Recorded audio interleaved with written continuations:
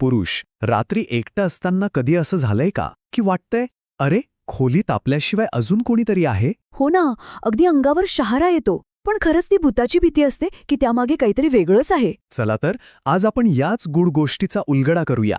आणि हो, हा उलगडा करण्यासाठी आम्ही परिस फाउंडेशन सोबत एक खास विश्लेषण तयार केलं आहे, जे मानसिक आरोग्याबद्दल जागरूकता वाढवेल. आजच्या आपल्या या प्रवासात आपण काय काय पाहणार आहोत, तर आधी आपण ही भीती नेमकी काय आहे ते समजून घेऊ. मग फॅस्मोफोबिया आणि एकटेपणाचा संबंध काय आहे ते पाहू. आपला मेंदू आपल्याला असं का भासवतो याचं कारणही शोधू. आणि मग एकटेपणाची सावली म्हणजे काय आणि सगळ्यात महत्त्वाचं, या भीतीवर मात कशी करायची हेही जाणून घेऊ. चला तर मग सुरुवात करूया. आपण थेट त्या अनुभवाविषयी बोलूया, जो कदाचित आपल्यापैकी अनेकांना कधी ना कधी आला असेल. कल्पना करा, रात्रीचे 12 वाजलेत, तुम्ही अंथरुणात एकटेच आहात, लाईट बंद आहेत आणि अचानक तुम्हाला जाणवतं की खोलीच्या कोपऱ्यात कोणीतरी उभा आहे किंवा खिडकीच्या पडद्याआडून कोणीतरी आपल्याकडेच पाहत आहे. अशा वेळी घाबरून आपण तोंडावर पांघरून ओढून घेतो. आपली तर खात्रीच असते की तिथे भूत आहे. खरं तर हा अनुभव खूपच कॉमन आहे. पण एक मिनिट थांबा. घाबरण्याआधी आपण स्वतःलाच एक प्रश्न विचारूया का, की खोलीत खरंच कोणी अनोळखी आहे, की हा सगळा आपल्याच मेंदूचा आणि आपल्या एकटेपणाचा खेळ आहे? चला आता आपण या भीतीमागचं मानसशास्त्रीय सत्य पाहूया आणि मला खात्री आहे हे ऐकून तुम्हाला एक अगदी नवीन दृष्टिकोन मिळेल.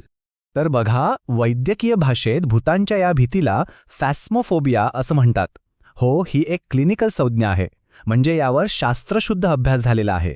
पण मानसशास्त्र आपल्याला एका खूप महत्त्वाच्या सत्याकडे घेऊन जातं. अनेक वेळा या भीतीचं मूळ कारण कोणतीही अदृश्य शक्ती नसते, तर ती असते आपल्या आत दडलेली एकटेपणाची भावना. पण मग प्रश्न येतो की आपला मेंदू आपल्याला असं का भासवतो. याचं उत्तर इंटरेस्टिंगली माणसाच्या हजारो वर्षांच्या उत्क्रांतीमध्ये दडलेलं आहे. चला बघूया हे नेमकं कसं घडतं. अगदी बरोबर. बघा, जेव्हा आपण एकटे असतो तेव्हा आपला मेंदू स्वतःच्या संरक्षणासाठी हायपर अलर्ट मोडमध्ये जातो, म्हणजे तो अतिसतर्क होतो. जसा आदिमानव जंगलात धोक्याची चाहूल घेण्यासाठी सतत तयार असायचा ना, अगदी तसाच. आणि याच अवस्थेत तो अंधारात किंवा अस्पष्ट वस्तूंमध्ये ओळखीचे आकार शोधायला लागतो. मग काय, खुर्चीवर पडलेले कपडे माणसासारखे दिसू लागतात आणि इथूनच भास निर्माण व्हायला सुरुवात होते. तर मग आता वेळ आली आहे या संपूर्ण अनुभवाला एका नवीन नजरेतून बघण्याची. एक अशी नजर जी आपल्याला या भीतीतून मुक्त करू शकते. आणि इथेच आपल्याला या भीतीचं खरं स्वरूप कळतं. ती जी सावली आपल्याला घाबरवते ना, ती खरं तर भूताची नाहीची आहे. ती आहे आपल्याच एकटेपणाची सावली. हा एक विचार त्या संपूर्ण अनुभवालाच बदलून टाकतो, नाही का? मग आता सगळ्यात महत्त्वाचा प्रश्न, या भीतीवर मात करण्यासाठी आपण नेमकं काय करू शकतो? चला, काही अगदी सोपे आणि प्रभावी उपाय पाहूया. सगळ्यात पहिला आणि प्रभावी उपाय म्हणजे मानवी संपर्क. भीती वाटल्यास अजिबात विचार न करता लगेच एखाद्या मित्राला किंवा घरातल्या व्यक्तीला फोन लावा. फक्त त्यांचा आवाज जरी कानावर पडला ना, तरी मेंदूला खूप सुरक्षित वाटतं. अगदी. आणि दुसरं म्हणजे खोलीतली ती भयान शांतता टाळा, कारण त्याच शांततेमुळे मेंदूला काल्पनिक गोष्टी रचायला संधी मिळते.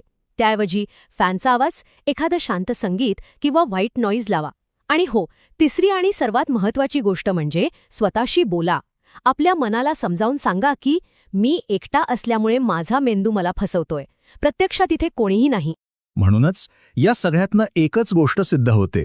अशा भीतीवर मात करण्यासाठी आपल्याला कोणत्या तांत्रिकाची किंवा मांत्रिकाची अजिबात गरज नाहीये. आपल्याला गरज आहे फक्त एका माणसाची. एकदा का तो एकटेपणा दूर झाला की भीती आपोआप नाहीशी होते. शेवटी हे सगळं काय आहे तर आपल्या मनाची खेळ. आणि एकदा का हे आपल्याला कळलं की या खेळावर नियंत्रण मिळवणं खूप सोपं होऊन जातं.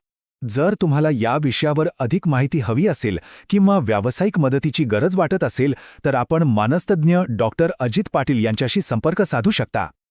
आमचं हे विश्लेषण पाहिल्याबद्दल खूप खूप धन्यवाद. आणि जाता जाता एकच लक्षात ठेवा, संवाद साधल्याने अनेक मानसिक अडचणींवर आपण सहज मात करू शकतो.